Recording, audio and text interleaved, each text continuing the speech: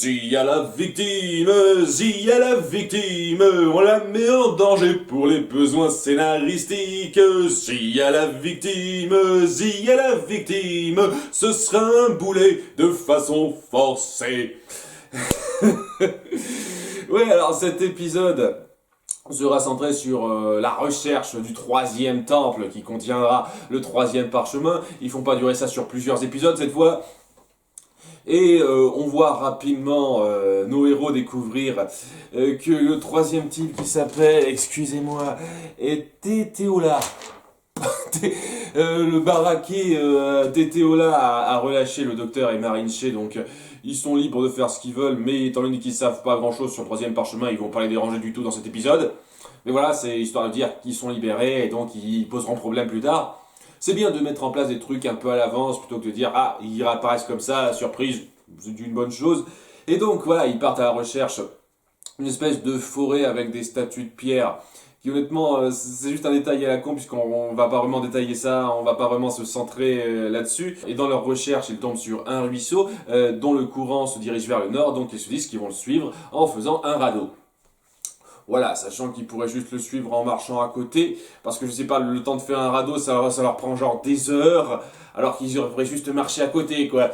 Je dis ça, je dis rien, mais bon, j'imagine que c'est sur la durée, c'est pas dit précisément, donc on va dire que ça leur a fait gagner du temps, sachant que c'est pas, ils ont gagné du temps de façon pas très sûre, vu que ils tombent déjà sur des rapides, ce qui a manqué de faire éjecter Zia, hein, parce que c'est Zia qui doit être sauvée d'être éjectée du bateau, et ça c'est rien, c'est que dalle ça. Et peu après ça, ils font face à une chute d'eau, tandis que le radeau se tombe en pièces, parce que voilà, à cause des rapides d'avant, ça va pas se tenir. Donc tout le monde se dit, allez, on va nager vers le rivage, sauf Zia qui décide de rester accroché à son rondin de bois et de se laisser emporter vers la chute d'eau. Alors qu'elle sait très bien nager, on l'a vu dans l'épisode 15 me semble-t-il, elle sait parfaitement nager, mais elle décide de rester sur tronc d'arbre en sachant très bien que si tu restes sur ce tronc d'arbre, tu vas crever, quoi. Enfin, tu vas être prise dans la chute d'eau, donc Ok, donc ça amène Esteban à vouloir la sauver, puis Mendoza et Tao à les suivre, donc ils finissent par tomber tous les quatre dans la chute d'eau pour aider Zia. Et bon, ils arrivent à s'en sortir évidemment, tandis que Zia tombe inconsciente, elle est sauvée par Mendoza et... Ok, c'est bien de vouloir créer du suspense, parce que oui, on sent qu'il y a beaucoup d'épisodes où, si on devait faire vraiment le résumé de ce qui se passe sans mettre des formes, etc., ça durerait la moitié du temps. Alors là, c'est clair, cet épisode durerait la moitié du temps qu'il dure si on avait été droit au but par rapport à ce que ça voulait raconter, même moins que ça. Donc c'est pas mal de créer du suspense. Le problème que j'ai avec ça, c'est que voilà, Zia, quoi, 2 fois de suite... 3 fois de suite en comptant l'épisode précédent, Zia est la victime et qui amène les problèmes malgré elle. Vous auriez pas pu choisir quelqu'un d'autre? Vous auriez pas pu faire en sorte que ce soit Tao ou, je sais pas, un de deux Pecno? Je sais que ça m'aurait gavé, mais au moins ça aurait pas été Zia, quoi. Je sais pas, pourquoi faut que ce soit elle à chaque fois? Ça à nouveau, c'est un truc des vieilles séries, il faut toujours que ce soit la fille du groupe qui soit la victime la plupart du temps. Je veux dire, au début, quand elle se faisait capturer, quand on l'a convoitée, c'est parce qu'elle savait lire les quipous, elle avait une certaine connaissance, donc c'est un peu normal que ce soit elle qu'on veuille capturer, etc. Il y avait une logique, là c'est juste, c'est la fille du groupe, celle qui se fait capturer, celle qui est prise dans les dangers, alors qu'elle est censée savoir nager à peu près aussi bien que les autres, donc...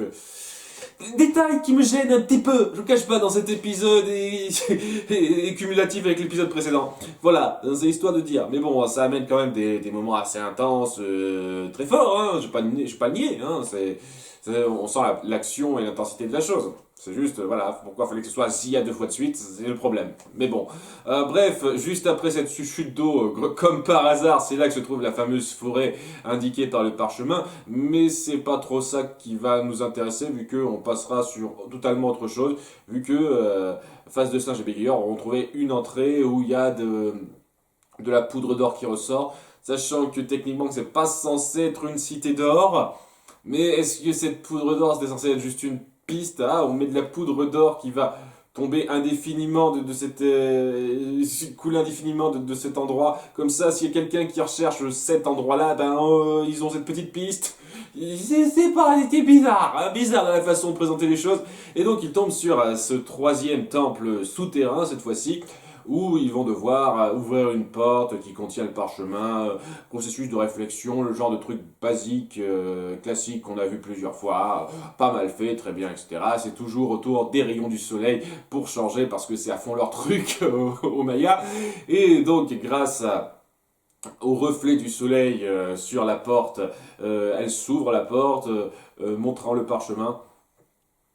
Et voilà, ça s'arrête à peu près là, quoi. Ils trouvent le troisième parchemin. C'est assez rapide, c'est surtout une phase de réflexion qui est pas mal du tout, hein. Et le troisième parchemin indique un truc très cryptique qui n'est pas très intéressant sur le principe, puisqu'il y a toute une astuce avec les trois parchemins qui fait que quand on les mouille, il y a certaines lettres précises qui en ressortent. Et donc, si on lit ces lettres précises sur les trois parchemins, ça donne une indication claire, c'est-à-dire qu'il faut aller à l'ouest, vers la montagne du bouclier fumant, pour trouver enfin la cité d'or. Donc, ils ont une indication précise d'où se trouve la cité d'or, et donc ils savent où ils doivent aller.